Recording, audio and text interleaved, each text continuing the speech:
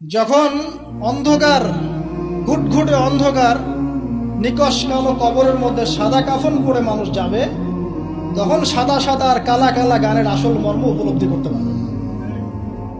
যখন সাদা কাফন পরে অন্ধকার, নিকশ কালো অন্ধকার কবরে মানুষ যাবে না, ওই মোমেন্ট যখন মুনকার এবং নেকিরের সাথে দেখা হবে, নাকিরের সাথে মালাকুল মউতের সাথে সাক্ষাৎ হবে, তার আগে লাশ নিয়ে যাবে আর সে বলবে, কোথায় নিয়ে যাচ্ছ আমাকে, কোথায় নিয়ে যাচ্ছ? ভয়ে আটকে উঠবে।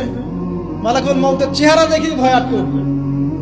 সারা জীবন তো দিনের পরোয়া করে নাই, নামাজ কালামের তো খবর নাই, ইসলামকে 5 পয়সা মূল্যায়ন করে না, এবং ইসলামকে ধ্বংস করার জন্য, মুসলিম সমাজের মধ্যে অশ্লীলতা ছড়িয়ে দেওয়ার জন্য এই কাজগুলো করে বেড়াচ্ছে।